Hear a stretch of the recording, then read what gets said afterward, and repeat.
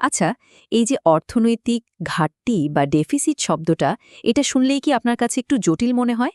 চলুন না, আজকে এই ধারণাটাকে একেবারে সহজ করে ফেলি। অর্থনীতির অনেক কঠিন কঠিন শব্দের মধ্যে এই ঘাটতি বা ডেফিসিট শব্দটা কিন্তু প্রায়ই আমাদের বেশ গুলিয়ে দেয়। কিন্তু কি হবে যদি বলি এই বিভ্রান্তিটা দূর করা সম্ভব? চলুন, আজ আমরা ঠিক সেটাই করব। খুব সহজ করে যদি বলি, ঘাটতি মানে হচ্ছে একটা কমতি বা একটা গ্যাপ। ধরুন, আপনার একটা মাটির ব্যাংক আছে।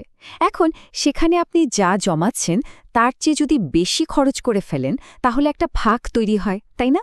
ওই ফাঁকটাই হলো ঘাটতি। এই যে মূল আইডিয়াটা, এটা মনে রাখার জন্য আমরা একটা বিশেষ টেকনিক ব্যবহার করব। আমরা এটাকে বলছি ব্রেন লক। আমাদের প্রথম ব্রেন লকটা হলো ঘাটতি মানে আর কিছুই না, শুধু আয়ের চেয়ে ব্যয় বেশি। ব্যাস।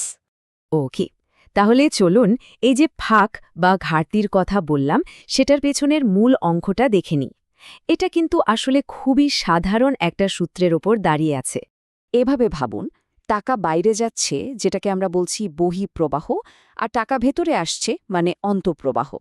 এখন যদি বাইরে যাওয়া টাকার পরিমাণটা বেশি হয়, তাহলেই তো একটা গ্যাপ তৈরি হয়, তাই না? সেটাই হলো ঘাটতি। আর উল্টোটা হলে, মানে যদি ভেতরে আসা টাকার পরিমাণ বেশি হয়, তখন সেটাকে আমরা বলি উদ্বৃত্ত বা সারপ্লাস। মূল শব্দটা কিন্তু ওই ফাঁক। এই সহজ যুক্তিটাই হলো আমাদের দ্বিতীয় ব্রেন লক। কম ঢুকছে কিন্তু বেশি বেরিয়ে যাচ্ছে, তার মানেই হলো ডেফিসিট। এই একটা লাইনই কিন্তু পুরো ব্যাপারটার আসল কথা। বেশ, এই মূল সূত্রটা তো আমরা বুঝে গেলাম। এবার চলুন দেখি বাস্তবে অর্থনীতির তিনটা প্রধান জায়গায় এই ঘাটতি বা ফাঁক কিভাবে তৈরি হয়। আমরা দেখব একটা দেশের সরকারের হিসাবে, তারপর তার আন্তর্জাতিক বাণিজ্যে, আর সবশেষে পুরো বিশ্বের সাথে তার মোট লেনদেনে ঘাটতি কিভাবে তৈরি হতে পারে। তালিকার প্রথমে আছে বাজেট ঘাটতি। এটা বোঝা খুব সোজা। যখন কোনো সরকার তার আয়, মানে ধরুন ট্যাক্স থেকে যা পেল, তার চেয়ে বেশি খরচ করে ফেলে, তখন এই বাড়তি খরচের টাকা জোগাড় করতে সরকারকে কি করতে হয়?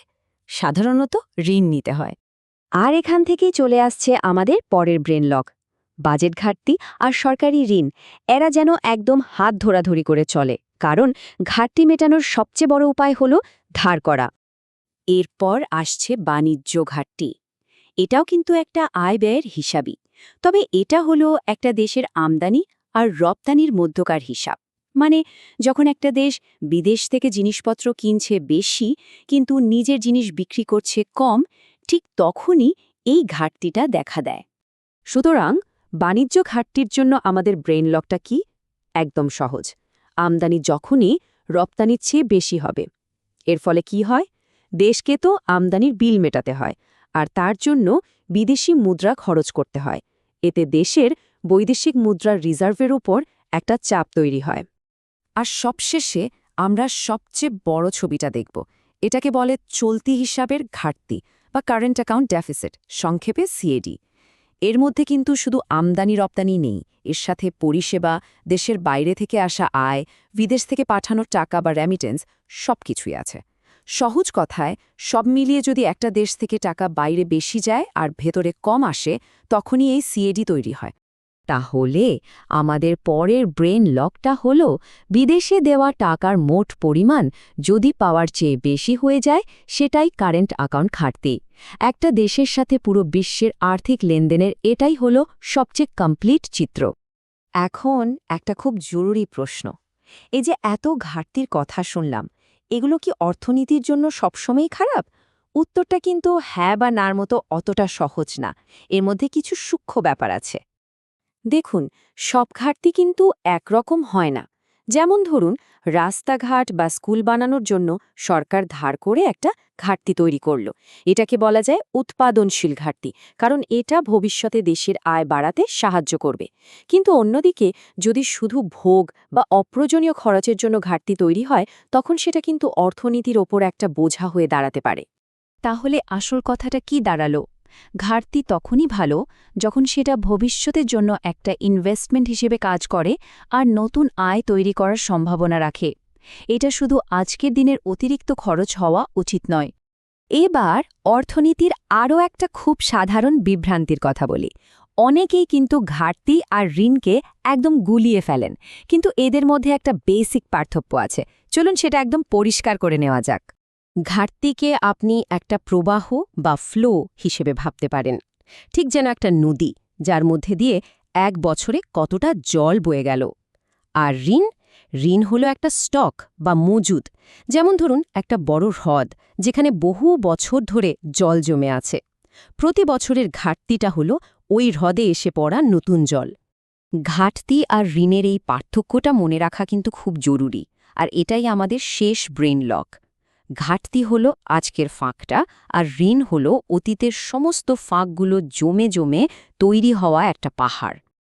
বেশ, আমরা তো অনেক কিছু শিখলাম। চলুন ছোট্ট একটা পরীক্ষার মাধ্যমে ব্যাপারগুলো আরেকবার ঝালিয়ে নিই, এতে ধারণাটা একেবারে গেঁথে যাবে। একটা সহজ প্রশ্ন দিচ্ছি। ধরুন একটা দেশ ১০০ টাকার জিনিস আমদানি করল, মানে কিনল, আর ৭০ টাকার জিনিস রপ্তানি করল, মানে বিক্রি করল। তাহলে ফলাফলটা কি হবে? একদম ঠিক, এখানে ৩০ টাকার একটা বাণিজ্য ঘাটতি তৈরি হয়েছে। কেন? কারণ দেশ থেকে টাকা বাইরে গেছে ১০০, কিন্তু ভেতরে এসেছে মাত্র ৭০। এই যে ৩০ টাকার গ্যাপটা, এটাই হলো ঘাটতি। তাহলে চলুন সবশেষে একবার দেখে নেই আমরা কি শিখলাম। ঘাটতি মানেই হলো ফাঁক। বাজেট ঘাটতির সাথে জড়িয়ে আছে ধার। বাণিজ্য ঘাটতির সাথে জড়িয়ে আছে বৈদেশিক মুদ্রার চাপ। আর সবচেয়ে গুরুত্বপূর্ণ যে পার্থক্যটা, সেটা হলো ঘাটতি হলো আজকের প্রবাহ, আর ঋণ হলো অতীতের জমে থাকা স্টক। এই মূল ধারণাগুলো মনে রাখলে অর্থনৈতিক ঘাটতির বিষয়টা আপনার কাছে আর কখনোই কঠিন মনে হবে না।